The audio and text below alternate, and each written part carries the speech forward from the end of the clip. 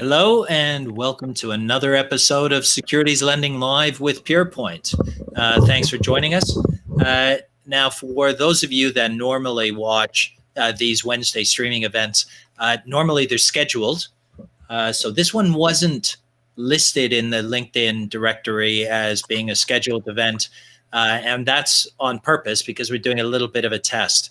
Our spies tell us that LinkedIn is sort of playing around with different ways of doing the algorithm, and doing it this way, interestingly, may lead to more live viewers and more live participation. So it's a little bit of an experiment. So thanks for bearing with us. And remember, the objective of these events is to discuss relevant live topics and themes and give people a chance to participate in the discussion.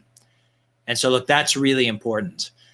We all attend virtual webinars, and they're great and everything, and they address issues.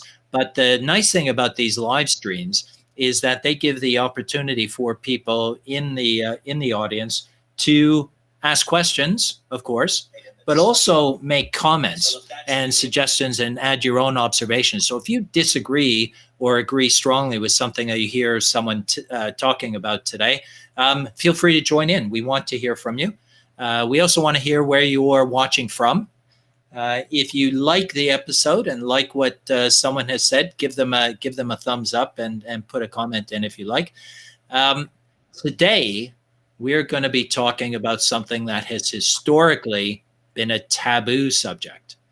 It's the interplay between securities lending, dividends, and withholding tax. And look, people have really historically never really wanted to talk about this publicly. And in my view, that's been a problem for the industry, right? What it's led to is this little sort of slight notion that there's a little bit something dodgy about securities lending activity because they won't talk about this. I never hear anybody talk about it. So I think this kind of the whole issue is painful and as disruptive as it no doubt is and will continue to be for a while for the industry. I see this as a silver lining, which will clear out a lot of the fog and move us into a more positive, sustainable direction. So we've never been afraid of tackling difficult subjects, but we never tackle them alone. So we have a great panel of experts that'll be joining us today. Now, as I said, these events are live. You can put comments in, but just be aware that there is probably about a 30-second delay between you putting comments in and us being able to see them. We will make certain that if you're asking questions or doing comments, we'll actually bring them up either on the live event or afterwards, right? We always comment on anything that people say, even just to say thank you. And we do thank you for showing up today. So look, I'm just going to go to all of the panelists now and ask them to introduce themselves. Again, tell us where you are watching from. But if you see me look away or look to the right or look to that way, that's because I'm also producing the episode. So I need to be looking at multiple monitors and screens to see what's going on. So if I can first ask Ali, if you can introduce yourself, please. Mute. Hello, Roy. My name is Ali Kazimi, and I'm from Hynes UK Consulting. I have been in the securities finance taxation area for over 25 years. Started my career with the Barclays Global Investors, BlackRock, and professional practice. Thanks, Ali. And you will be giving us a bit of perspective from just be pure tax background and your experience and thoughts from that perspective. So really looking forward to that. Thanks, Ali. And of course, no live event would be complete without someone saying, "I think you're on mute." And so we've crossed that barrier already, and the rest of it will be smooth sailing. So thanks, Ali. Over to you, Sonia, if you could introduce yourself, please.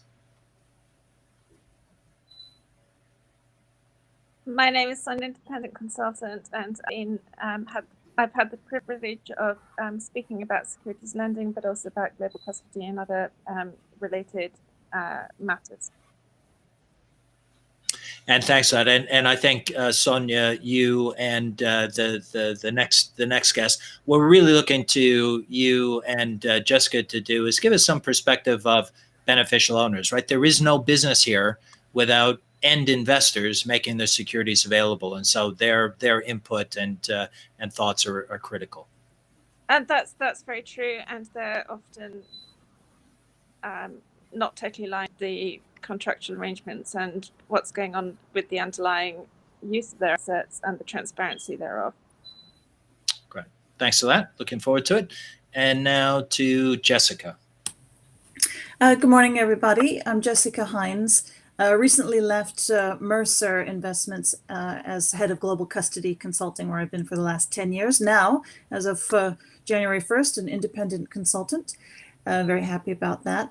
Yes, during my 10 years with Mercer, I did a lot of work with beneficial owners, particularly in the LGPS space, which was quite interesting as they are now moving into pooling, and with sovereign wealth funds mainly in the Middle East. So I've had a number of vigorous debates on morality and ethics, which tends to be their main concern. So we can talk about that in a bit. And I'm talking to you today from sunny Essex. Great. Oh, that's part of why we ask people say where they're actually coming in from, because what that means is we have a competition to see which location has the most viewers. So Essex, as so far the only declared entity, is far in the lead.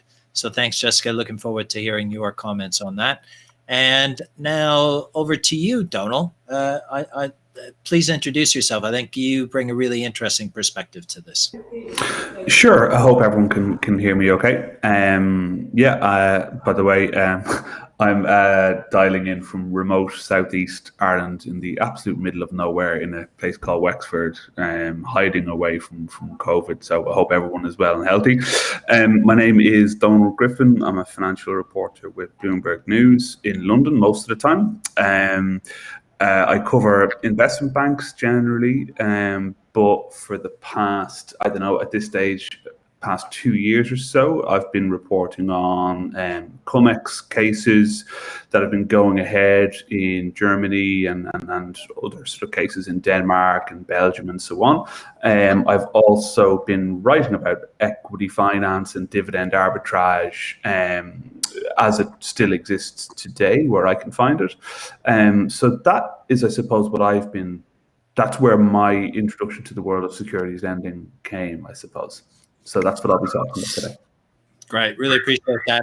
And I know that you have been digging and rooting your way around the industry to the best of your ability. So to me, that's also really valuable. The truth is, a root and branch analysis of it, I think, will be a positive thing over time, and people need to be held to account for what they do. All good if slightly painful. So thanks, Donal. Looking forward to hearing from you. And John, over to you.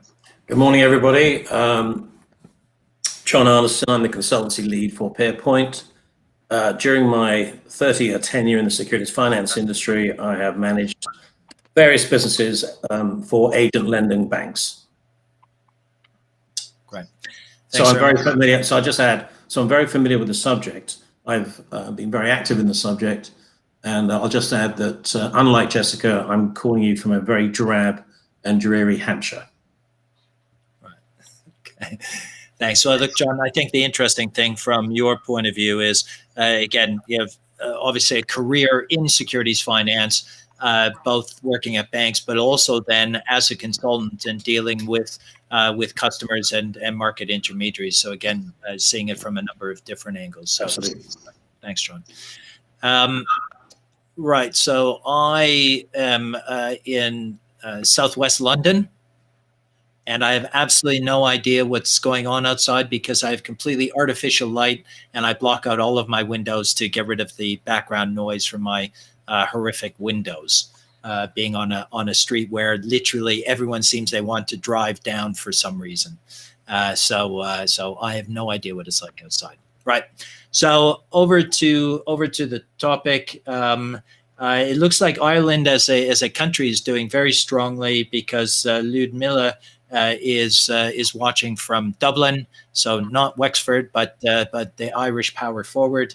And Lee, good to see you again with us from Kent, one of the traditional strongholds of Securities Lending Live viewers being based in Kent. So thanks for that. Now on to the topic. So the nub of the issue that we're addressing here is trades where an investor, a trader, the end person putting on a trade, is claiming a tax credit for the profitability of their trade, right? So it's pretty straightforward. I've got a trade. There's a tax element to that trade, and I believe I'm entitled, because of the way that I've traded or my jurisdiction or my ownership of the position, to claim a tax credit. So that's a typical trading activity. Every stock that's out over a dividend period has an element of that in there. Not every trade is structured that way. Most trades, actually, dividends are paid just as a consequence that they are over a dividend period, and not because there's any kind of a structure going on. It's normal daily trading flow. However, the allegation is that these tax reclaims aren't always appropriate. So I think it's important for us to get a really important grounding in sort of the issues and the background. So I'm wondering, Ali, if I can ask you to kind of take us through the background. How did we get here, and what are the issues to hand? Sure. If I may, what I'll do is I'll talk about the technical aspect and then talk about the historical development. So as you rightly point out, Roy, look, a dividend payment on a stock loan is essentially equivalent to a long position. And there's nothing wrong with that. And what essentially you're doing is, through a stock loan, you can basically reprofile the recipient of the dividend. Okay, so rather than me receiving it, I can lend my stock to perhaps a pension fund who may be entitled to a full reclaim. So that's differential tax profiling is one aspect of it. And generally the market doesn't think that's a wrong thing, although even that has now been subjected to certain legal changes. The other, which is the more problematic area, and where the fraud allegations have come, is around the market claims around dividend date, where you could have, just because of the failure of the systems to be able to record a beneficial owner around the dividend date, you could have multiple owners essentially of the same dividend, and each one filing a claim. So you could have, say, for example, Siemens basically declaring a dividend, and a certain amount is withheld and paid across to the German authorities. But rather than having a single owner reclaiming the amount, here you've got three parties asking for the same dividend reclaim. And that clearly is where the tax authorities have a problem. So that's, in a nutshell, the problem. So one is tax profiling, one is multiple claims around market sort of like claims. Now, where does the story begin? The story really sort of like, these practices have been out there. Back in 1997, the United States issued what's referred to as Notice 9766. And that specifically dealt with a transaction cascading through the market. And the US basically said that you can't have a dividend higher, or the dividend tax rate couldn't be higher than 30%. And it could have differential tax reclaim. So the idea was beginning to take place that you have dividends traveling through the market. So that's 97, the beginning of this type of thinking. Unfortunately, the US found that there was something a bit more suspect going on, and particularly a series of Senate hearings was held back in 2008 by then Senator Carl Levin,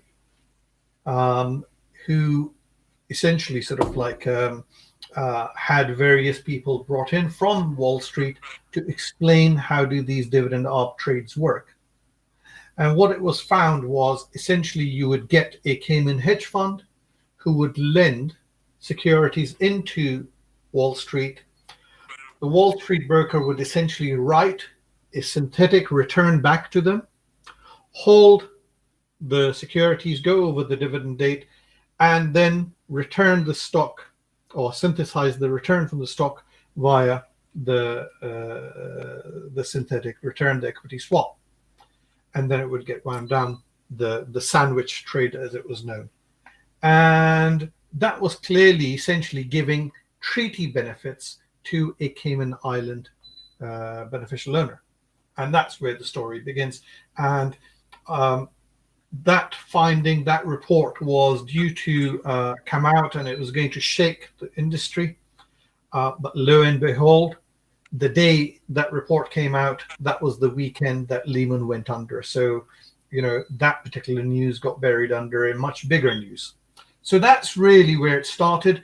Then since then, you've had people wisened up, and people sort of like the market saw this as an opportunity, particularly the more aggressive trade around the market claims.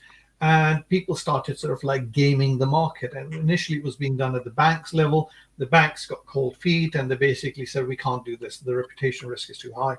And many of these traders then went off and set up offshore platforms. I won't even call them hedge funds. They were aggressive tax-driven platforms in places like Gibraltar, Dubai, and so on.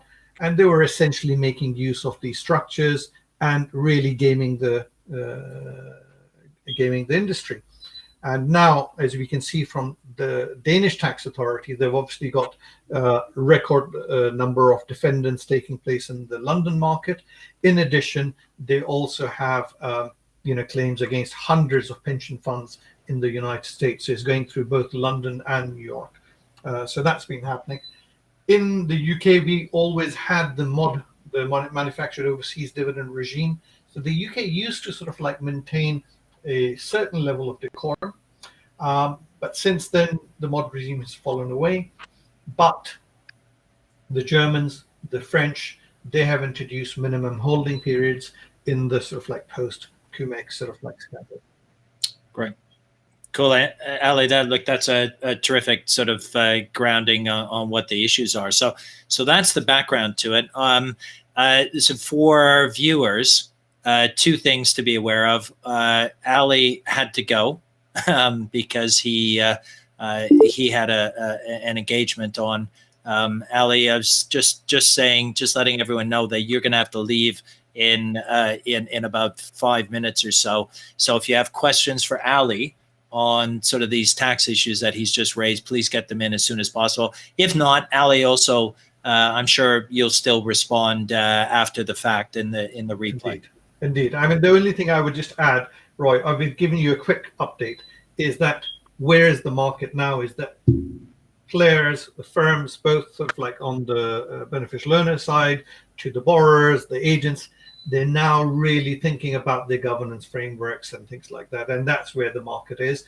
And it can be done. And my concern at the moment is, and I think you're doing a great job in sort of like demystifying this area, is there's nothing wrong with certain types of activity. It would be wrong for firms not to partake in that. I mean, I certainly want my pension fund to be securities lending, but it has to be done with certain governance structures around it.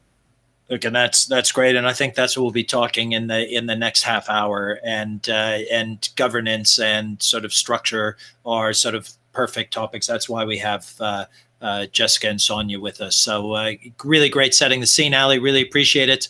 Again, questions for Ali. He'll respond after the recording and after the replay at some point. So thanks for that.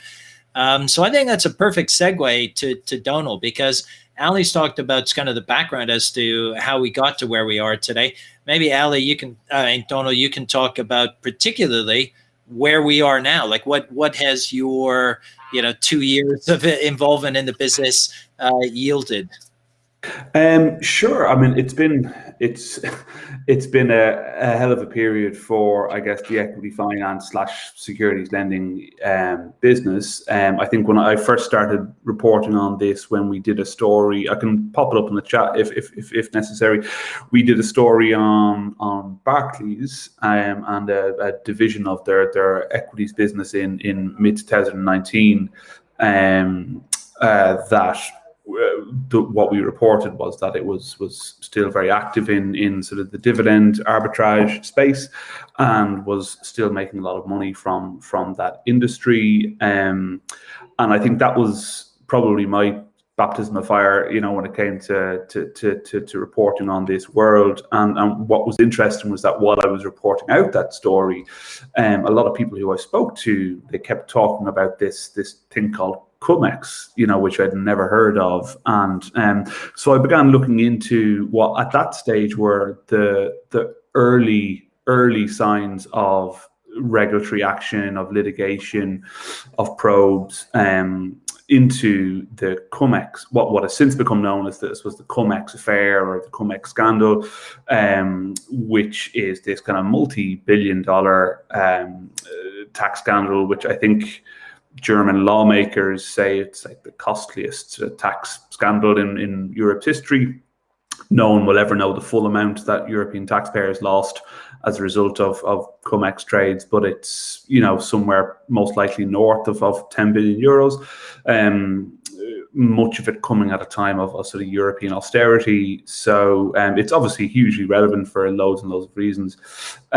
What has happened since that initial Barclays story, and sorry, just to be clear, the Barclays desk that we wrote about back then wasn't engaged in Cum-Ex or anything illegal or anything like that.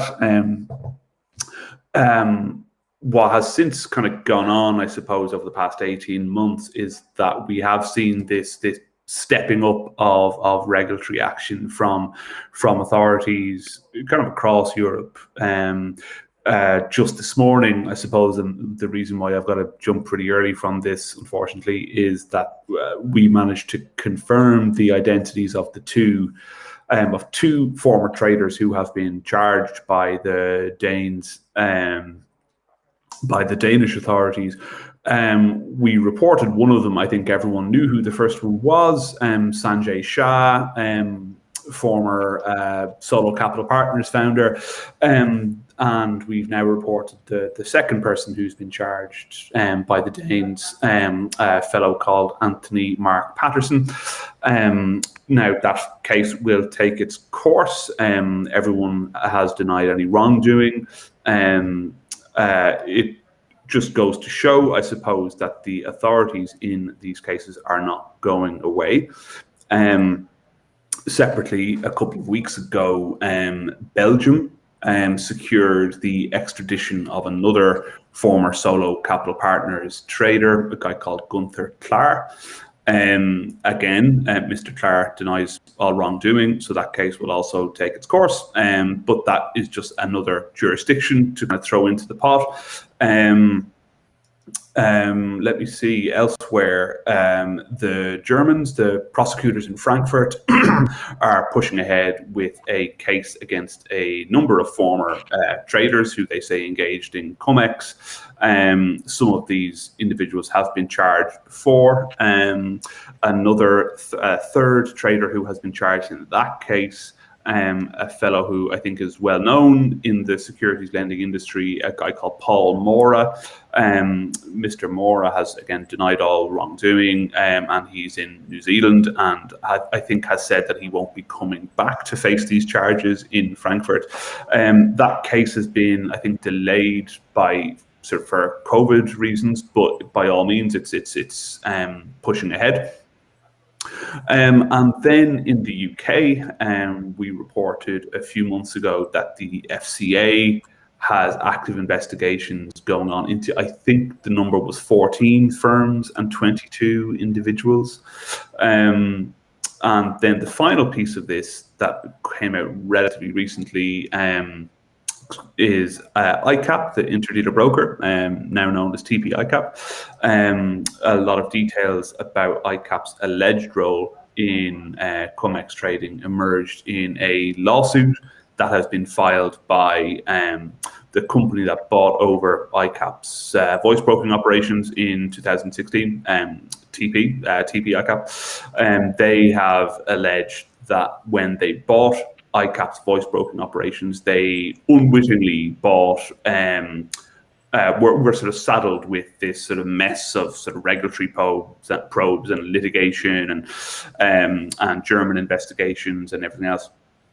And then the final piece of that, is that another trader at another firm is facing extradition. This is a fellow called Vijaya Sankar, who used to work for, who continues to work for a company called the Duet Group, an investment manager based in London. The Germans are seeking his extradition in relation to, I think it's is it €100 million tax fraud case. Again, denies all wrongdoing. But it just goes to show, hopefully, with that summary, all of the various pieces that are in play at the moment that relate back to sort of Cum-Ex and various forms of aggressive kind of dividend arbitrage that were very popular in the city up until about 2015, 2016, or perhaps a bit earlier. So hopefully I haven't gone through that too quickly or whatever, but that's I think the best summary that I can give you of kind of everything that we know that's going on at the moment. And also the Germans have hundreds of suspects. Exactly where all of this ends, when the whole thing finally comes to a close, no one knows. Thanks for that. But in your experience, maybe covering other stories, because it sounds like pretty massive and pretty sweeping. But look, I think tax authorities, the lawyers, the courts, what they try to do in these sorts of situations is cast as wide a net as possible to investigate as many different avenues as possible. And sort of in the end, usually in things that I've seen or read about, it ends up being a relatively small community of people doing it. But so when you talk about all of the investigations and all of the people that are involved, as you've said, every one of the people I think has denied any wrongdoing, except for a couple of people who have actually worked with authorities, right, and shared information. Yeah, so that's one of the very interesting pieces of this. A number of former Cum-Ex traders have cooperated extensively with German prosecutors. Two of them were convicted last year. That's Martin Shields and Nick Diablo. They both worked for UniCredit's HVB subsidiary before leaving to set up their own hedge fund. They have cooperated extensively with prosecutors and pled guilty, avoided any jail time. But they have sort of, done hours and hours of interviews with prosecutors, sort of outlining how the industry worked in their eyes. There are a number of others who it's obviously very, very, German law is a tricky beast, so it's very difficult to name any of these players if they haven't been publicly charged or whatever. But there are a number of other traders at firms in the city who are cooperating and providing information about how the whole thing is supposed to have worked. Great. Okay. Well, listen, Donal, I think that's an important point, because I know when I read these stories and they say a trader or a couple of traders or people involved with the process and no names are there, I get quite frustrated. I want to know who it is. But saying join the club. Yeah. Okay. Cool. Okay, Donal, I'll let you go and get to your breaking news. Okay. We look forward to seeing what it is. All right. Thanks, everyone. See you guys. Thanks. Right. So I think that's given us a really strong kind of background as to where we are and how we're doing. I want to welcome Clive. So thanks for joining us again, Clive. Really appreciate you taking the time out of your schedule to do this. as I do with everyone that's actually watching. You make a reference in one of your comments to Rob Farillo. So Rob, I can't see anything from you here, but if you are on, great to see you. And you, in my opinion, you have the best Instagram pictures of anyone I know. So keep doing that.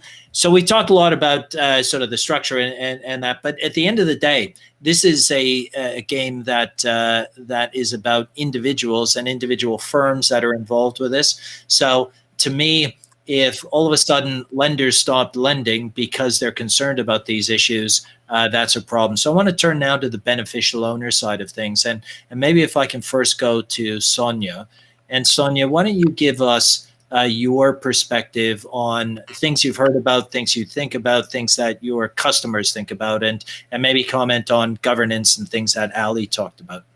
Yeah, so I think my first point would be that we really need to think a little bit about governance structures and also legal framework structures, and that these trades were carried out under Gimsler agreements, under ISDA agreements, and they, you know, were legitimately, there might have been 3 or 4 legs in the trade to make it work, but they were legally possible. And as a beneficial owner who gives their assets into securities lending program, there is actually no sort of governance point or any point in the sort of sales process or anything else where you're actually involved in discussion as to whether or not you want to engage in these types of trades.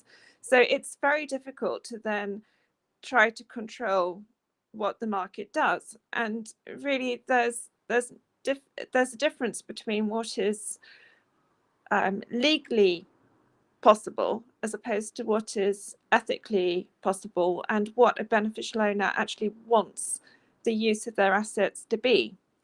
And it's a very different very difficult process, particularly when you're being benchmarked against things like spikes in dividend arbitrage trades over record dates in the Far East or whatever else, where suddenly, you know, you look at your securities lending program returns based against competitors, and you see that your bank is not performing potentially at the same level as another entity, where in fact the governance and the ethics points and the actual structure of the deals and how they're being worked is not actually made clear. So I would just like to take that back to the industry, just to really just reflect as to whether or not that is a good way to do business, and whether or not it actually creates an issue where there is a distaste for engaging with lending as a whole. And then the other thing is that if you've got a segregated account and you're actually actively acting under your own Gimsler, where you do have an element of control, is that many of these beneficial owners are invested in pooled fund structures where in fact they have no control over how the program is run, and therefore they actually, although they are the beneficial owner of the assets, they cannot actually control how those assets are being utilized.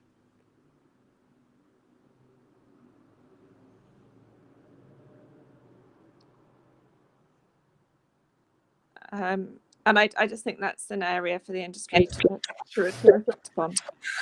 So now I've forgotten to unmute myself. Yeah, I think your last point in particular was interesting. I was speaking at a local authority event last week, and I specifically addressed the issue of pooled funds, where I've spoken to people in the past say, oh, no, we don't do lending. We invest in pooled funds. And I said, okay, which pooled funds? And we went through it. And I went, do you know, I've borrowed from that fund in the past. So kind of giving them a framework of questions to say, ask the pool, ask them more information on that. So I think that's one of the issues, right? Indirect exposure to securities lending, even if you think you aren't doing it. Indeed. Right. Okay. Roy, can I just ask Sonia a question? Yeah, go ahead, John. Sonia, you mentioned legalities, and I just want to be absolutely clear. Were you referring to what has been termed the Cum-Ex trade, or were you referring to dividend arbitrage? Because we know that there is legalities around that which are fairly strong. But to me, the Cum-Ex trade was illegal, and as I think is demonstrated by the convictions in Germany. Can you just clarify that?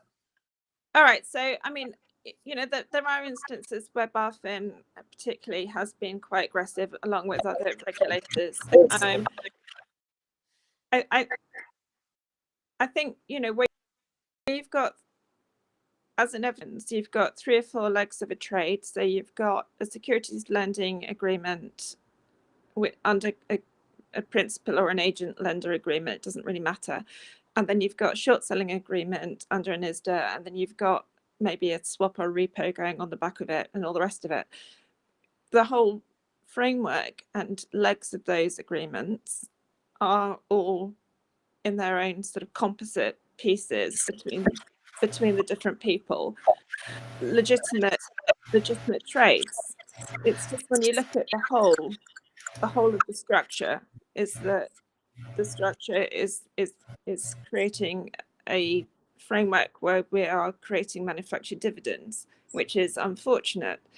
And there's sort of been a perverse action of regulation here, in that in order to create more transparency and more liquidity in markets and to reduce settlement risk and everything else, is that we have seen many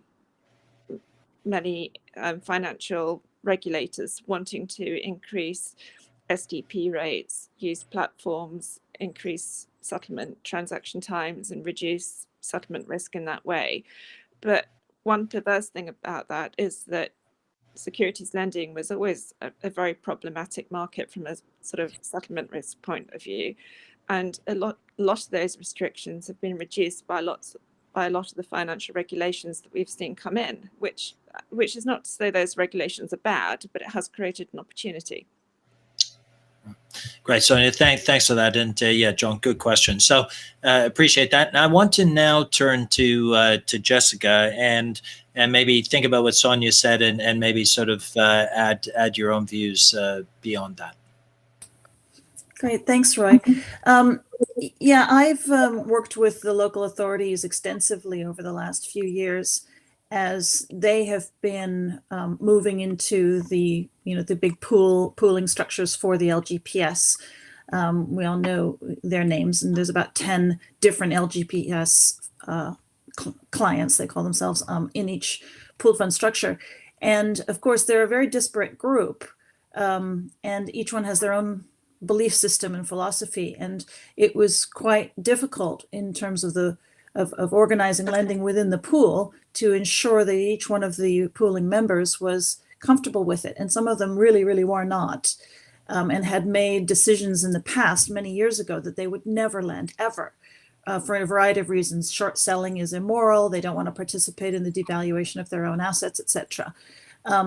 And my job was to try to help them, train them, help them understand and get them across the line so that the entire pool could lend, because they couldn't set up a separate sleeve just for the non-lending client, because that would destroy the whole structure of the pool itself. So I managed to do that. But during the course of all of this, the Cum-Ex scandals were breaking, and the Denmark thing, the Panorama story came out.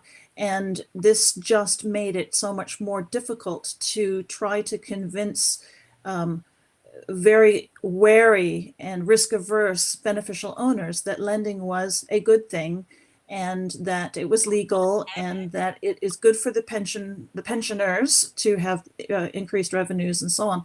Because as Sonia said, there's just this kind of distaste in general for lending, and the more you explain how easy and simple it is, the more complex it becomes. So these were the kinds of issues. I had very vigorous debates with a number of investment committees on ethics and morality. And at the end of it, I could really see where they were coming from. There is this issue of control. They're the beneficial owners. They own the stocks. But once they're lent out, they're gone, and it's binary. Either it's a 1 or a 0. Either it's on or it's off. And once the stocks are out, you have zero idea what's happened to them. And so these were the kinds of issues that the LGPS community was really dealing with. I found it was more of a belief system rather than a legality system they didn't believe that there was anything illegal per se going on. They just didn't know if they wanted to be part of it at all. Yeah, so that's an interesting point. I mean, one of the things that Ali and I were talking about last week is that one of the potential benefits of these legal cases is that activities will be categorized as within the spirit and the letter of the law, some things. Some other activities will be examined, and they'll say, well, it might be within the letter of the law, but not so much within the spirit of the law. And then the worst outcome, of course, would be this is just illegal. It's against the letter and the spirit of the law.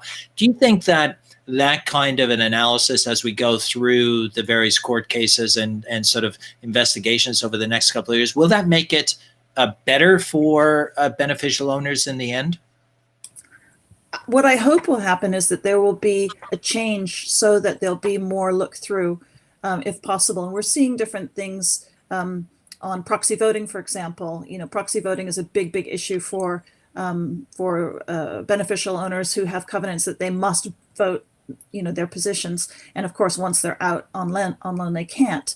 We've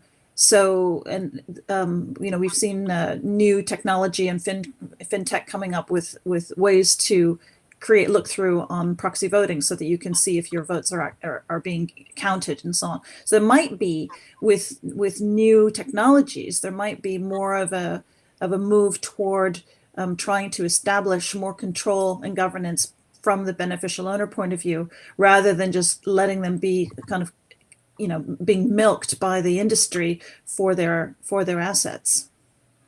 Right. I mean, so look, it's really important, the perception of beneficial owners, and that's why I've said, some of the problems that we have today are of our own making for a lack of clarity. So thanks for that. I think borrowers and the intermediaries would say we're not milking you, we're actually paying you for the rental of your assets. But it is that question of clarity, which was raised by GPIF in Japan as to why they don't. Why they suspended their lending program was the lack of transparency as to what happens with their stock after it's been borrowed. Of course, my challenge to that always is, but they didn't stop it for their domestic assets. And people that borrow Japanese assets domestically don't disclose any more information than foreigners. So I think it's a bit of a hollow story. But nevertheless, more transparency is completely in keeping with the themes from the regulators, and I think an important question on the governance side. So well done. So I'll circle back to you and Sonia in a minute. Thanks for that. I want to go to John in a second. But again, audience, any questions? We've got about sort of 12 minutes left. We might go a minute or two over that. So put any questions in. If you're enjoying the discussion, if you think that the feedback that you're getting from people here is good, give us a like or a love or a clap, or let us know you're there. So we'd appreciate that, to see that you're actually valuing what you're hearing from today. So thanks, Jessica. I'm now going to turn to John. So John, I think maybe you can sort of talk from being a market participant and give us your thoughts. So in thinking about this subject, I was trying to think back to the first time we ever collectively executed shall we call it a dividend enhancement transaction, and it was in '97, and it made over $1 million for the client at the time, and we thought we'd hit gold, until we found out that every broker dealer had calculations as to how to work all this out, and it'd been going on for a while. And I think it's fair to say, and I was being quoted in the FT, and I don't regret it because I think it was true at the time, but around 2013 or 14, I said that 80% of equity lending revenue is generated by this activity. I think that's probably too high a number, but let's face it, agent lenders were driven by this, which is why, as I think either Jessica or Sonia mentioned, that you see the spikes in, Sonia, you see the spikes in activity during the spring, particularly in European equities. Now, things have changed over the years, and they've changed in a number of ways. Does everyone remember back, it may have been under the last Labour government, but there was a sea change in the UK where what has historically been quite a well thought of pursuit in tax avoidance, i.e. tax schemes that allow you to pay less income tax were considered to be relatively sharp things to do and clever things to do. And then there was the change came when I remember noticing it when the government was criticizing high net worth individuals for living abroad, living in Monaco or Luxembourg or wherever it happened to be. And that to me was when the merging of tax evasion and avoidance became a little bit blurred. And I thought back then, this is only going to go one way. And it almost was, these individuals were almost charged with, yes, it's legal what you're doing, but it's not morally correct, and you're actually denying the UK and its population your tax revenue. So I thought this was going to go horribly wrong at some point in something that's perfectly legal, but does it matter whether it's legal or not? In looking around the internet, I found something very interesting. There's a paper by a guy called Duncan Wigan from Copenhagen Business School. And I have to quote this. He wrote a paper called The Cum-cum and Cum-Ex Scheme Coffers. And I think you'll like this.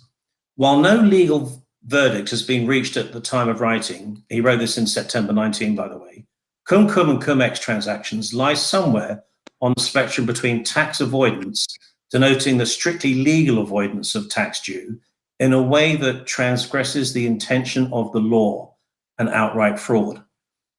What was important about this sentence was the intention.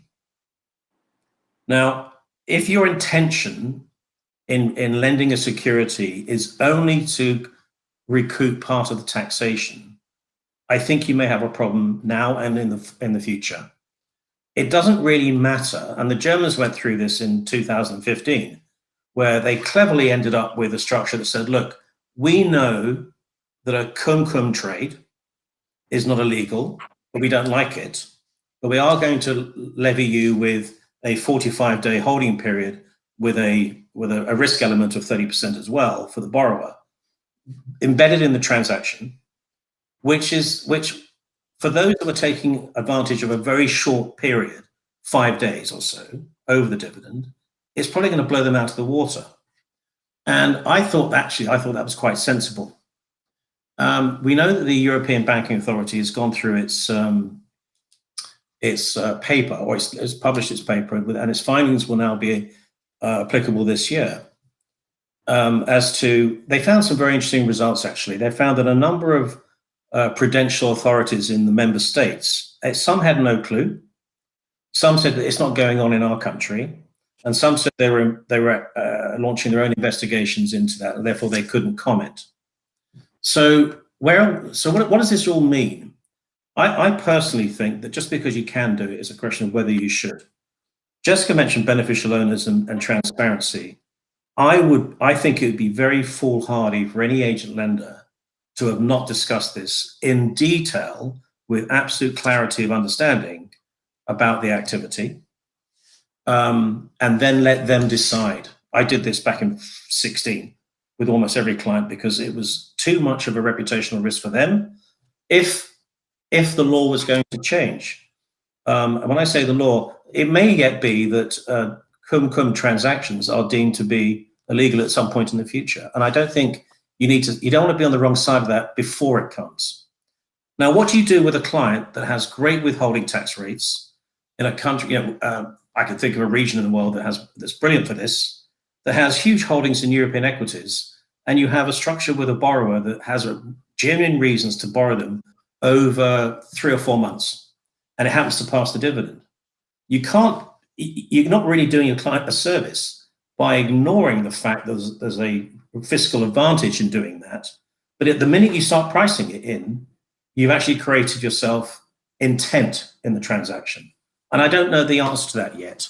I think it may be that, and everyone's got a spreadsheet somewhere in their archives of an all-in transaction calculation on an Excel spreadsheet, or it may be even more clever than that.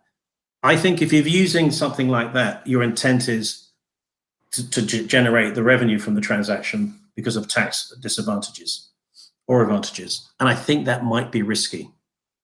So, Roy, I don't know if you have a comment, but I think that's where we are. And I think transparency, you're not going to have a cum-ex track problem as we've been discussing this morning with this, but you might have scrutiny that is unwelcome, and you have to think about where the society is moving towards the idea of tax. I don't want to use the word avoidance here because it's not really appropriate, but in theory, you are denying a country part of its taxation, which it might have kept had you not done a transaction, and that's the issue. Thanks for that, John. So Lee has put a point up there, and I just want to address a couple things that have arisen today. Now, just for viewers and my panelists, we started a few minutes after 10, so we might go a few minutes after 11 to do the hour. So that we started late because of my issues. I had some technical issues. It's a pleasure doing live streaming.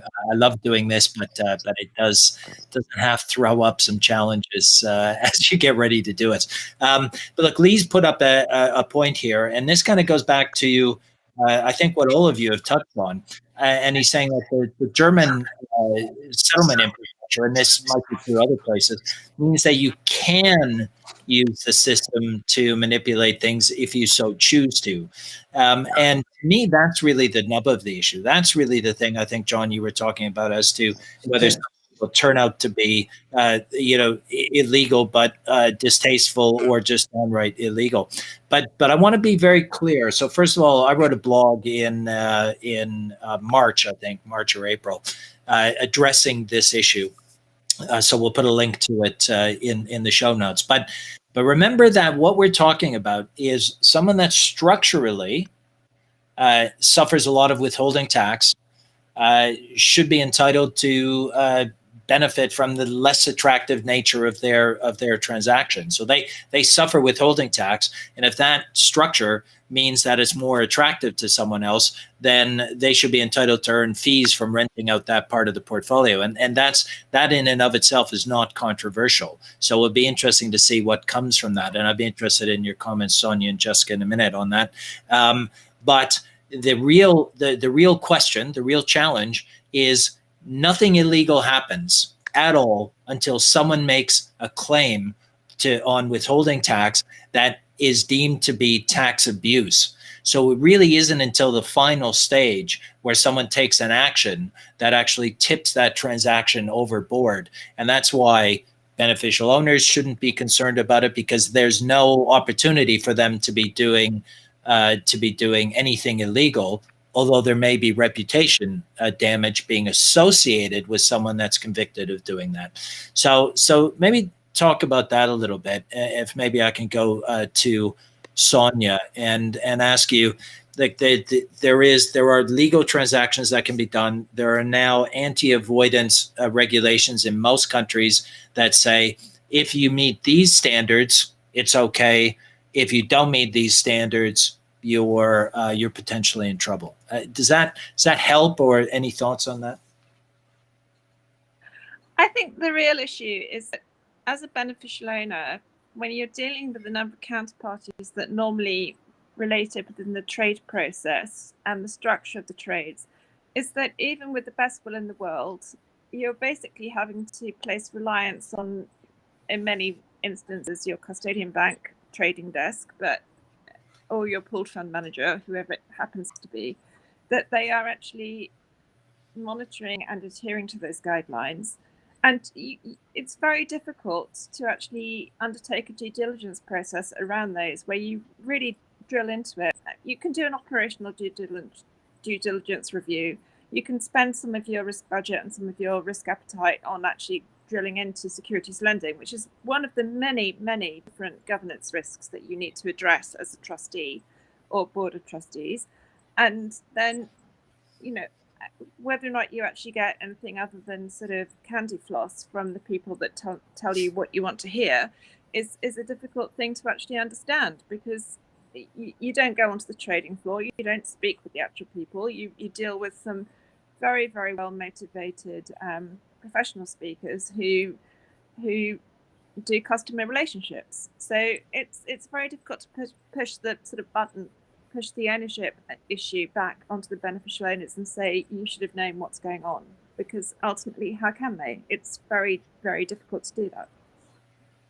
Okay. Thanks for that. Jessica, I'm curious. So from your point of view, is it this kind of reputational risk that people are concerned about? And any thoughts on what Sonia was laying out there, which basically says you're placing your trust in your professional advisors, and that may expose you. I guess from Sonia, but maybe that.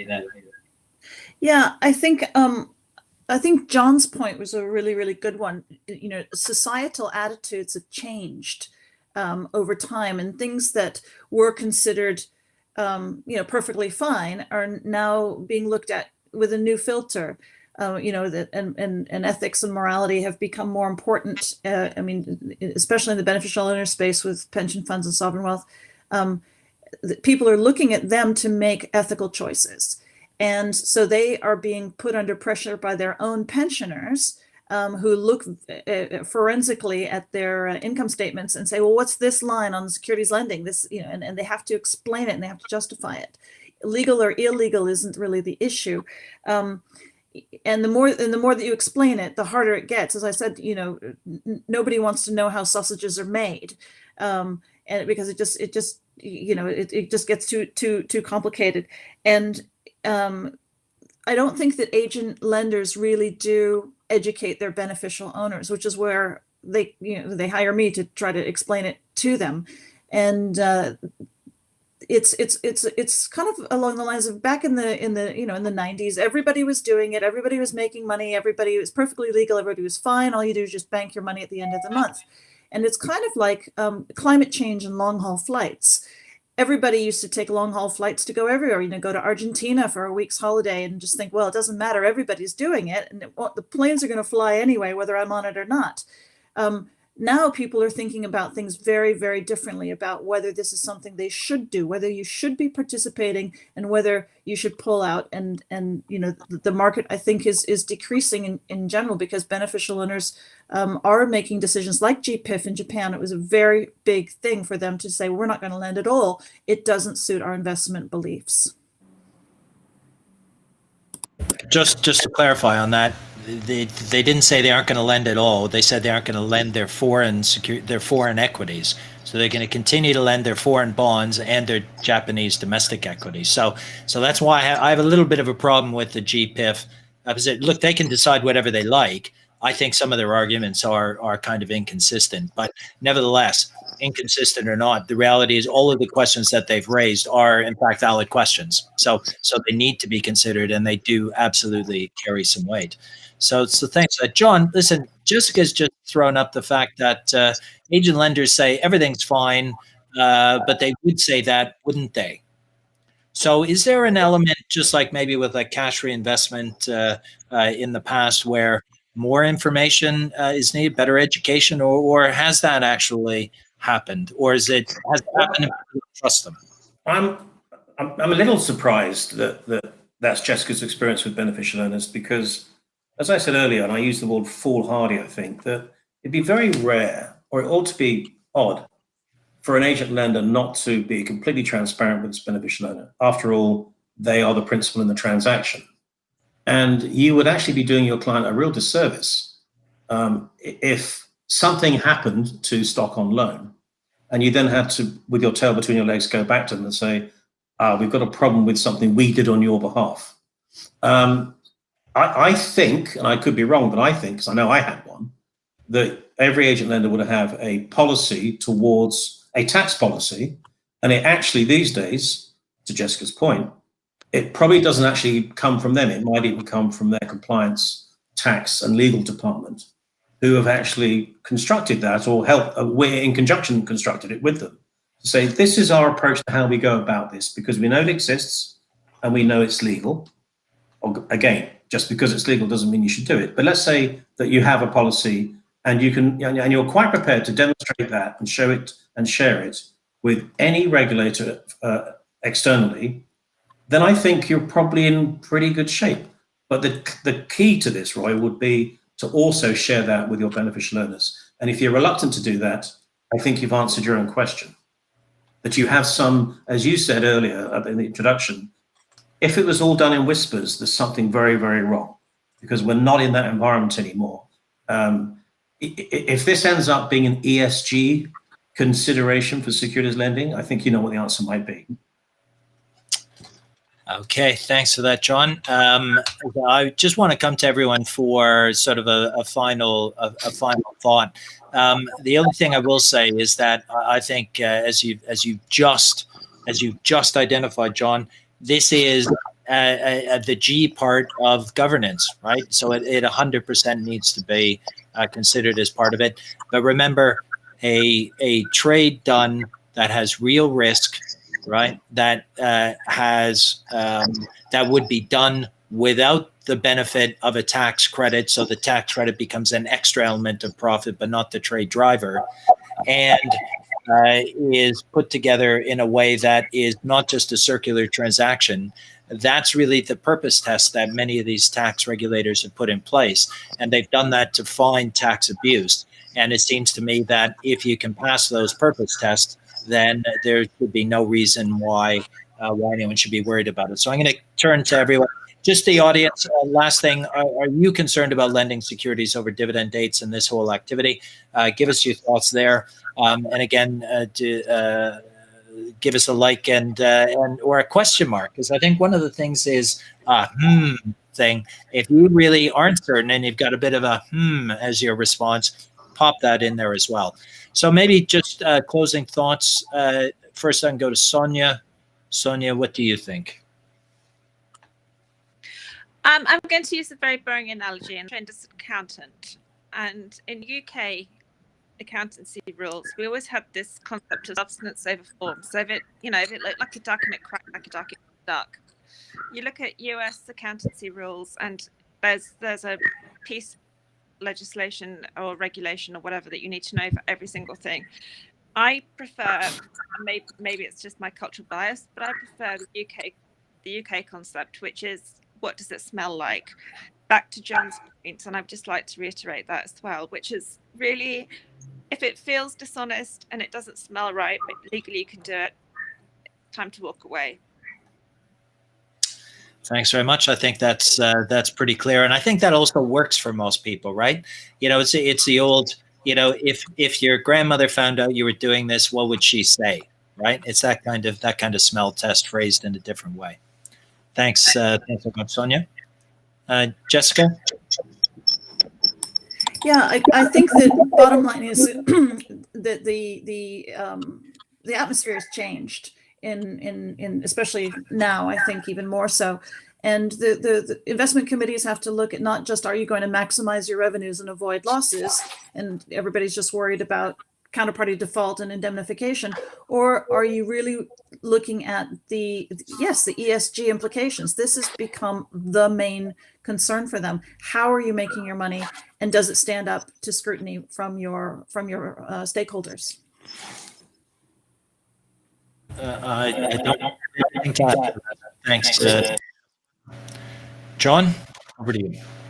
I think we should bear in mind that a number of countries have actually looked at this in the past. The UK in particular, about 3 or 4 years ago, as part of the Criminal Financial Act, looked at this, and they came to what we've largely been saying, in that they think as long as the test of the intention is solid, there isn't really an issue.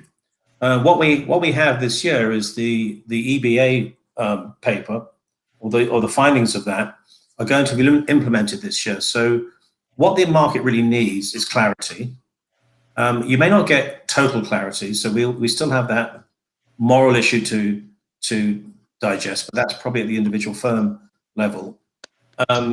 Hopefully, we can put all this out on the table.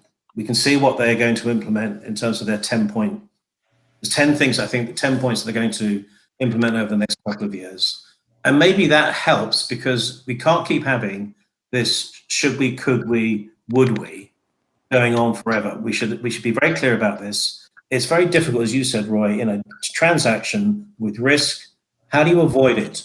You can't, and therefore, should you be assigning all of the revenue to the borrower of the stock and saying, I never want to receive any advantage from the fact that my client is deeply withheld. I don't think that's best execution for the client. So if we can get some grown-up thinking around this and bring it out of the shadows, we can pay with it. The last thing I want to say, though, is I've always maintained this.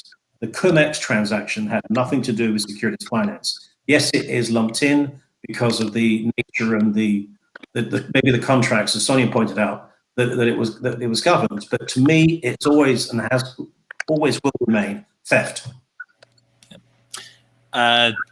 Great point, John. Look, at the end of the day, securities lending isn't a business; it's a legal structure, right?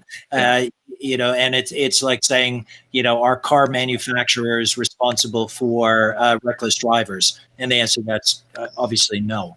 But that's why the transparency, the governance, the engagement that Jessica and Sonia have been talking about is so important, and the kind of the framework that Ali talked about is really critical.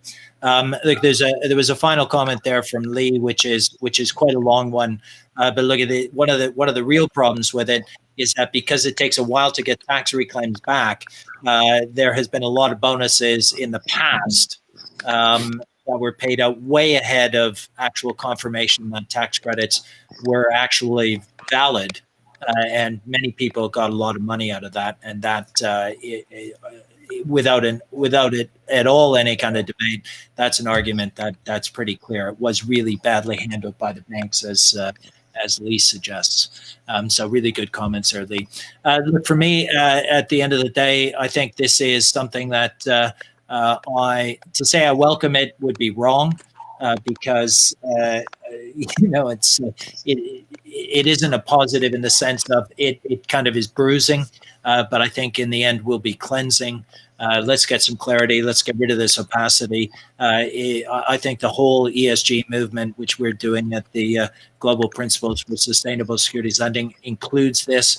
The reality is we need better transparency, more information, and the selection by participants as to how they want to engage. I'll lend my stock, but not over a dividend date. I'll lend my stock, but not over a voting period. I'll lend my stock under these conditions where I will allow it to be over one of those periods because economically my stakeholders have more value there. I think every institutional investor should have a governance statement on securities lending. I do it and this is how I do it, or I don't do it and this is why I don't. If I'm a pensioner in one plan and I change companies and I go into another plan, I want to know why the last one did or didn't do securities lending, and I want to know the same thing about the new one. So just saying we don't do it because we think it's dodgy just isn't enough. And just to say we do it because it adds good money, equally, that's not enough. So all of this, I think, governance needs to be focused on better. Just a quick plug for the Pierpoint Alpha community, which we launched on Monday. Tutorials, premium editorial content, and community forums where we can discuss exactly these issues in a curated environment. We're actually launched on Monday. In 45 minutes, John and I will be on for the first live session for members. So really super excited about that. Today is broadcast day. Finally, thank you, Sonia. Thank you, Jessica. Thank you to Ali and Donal, who had to leave us early. And John, really appreciate the idea coming up with today's discussion and the contribution. So thanks, everyone. Thanks very much to the viewers. Give us a like before you go and put in comments. We'll respond afterwards. So thanks again, everyone, and have a great day. Bye. Thanks.